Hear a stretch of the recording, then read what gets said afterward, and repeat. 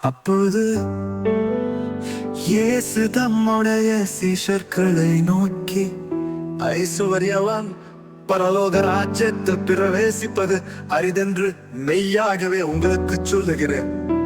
மேலும் ஐசுவரியவான் தேவனுடைய ராஜ்யத்தில் பிரவேசிப்பதை பார்க்கிலும் ஒட்டகமானது ஊசியின் காதிலே நுழைவது எளிதாயிருக்கும் என்று உங்களுக்கு சொல்லுகிறேன் என்றார். அவருடைய சீஷர்கள் அதை கேட்டு மிகவும் ஆச்சரியப்பட்டு, அப்படியானால் யார் ரட்சிக்கப்படக்கூடும் என்றார்கள்.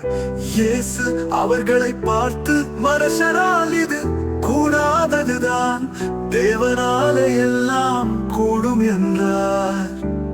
அப்பொழுது பேதுரு அவரை நோக்கி, இதோ நாங்கள் எல்லாவற்றையும் விட்டு உம்மை பின்பற்றினோமே, எங்களுக்கு என்ன கிடைக்கும் என்றார்.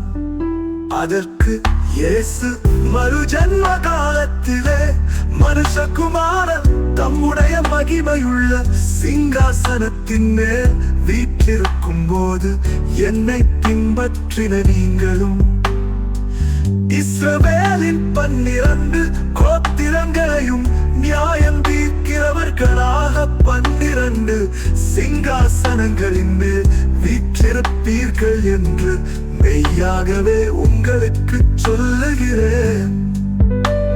என் நாமத்தின் நிமித்தம் வீட்டையாவது சகோதரரையாவது சகோதரிகளையாவது தகப்பனையாவது தாயையாவது மனைவியையாவது பிள்ளைகளையாவது நிலங்களையாவது விட்டவன் எவனோ அவன் நூலத்தனையாய் அடைந்து நித்திய ஜீவனையும் சுதந்தரித்துக் கொள்ளுவான்.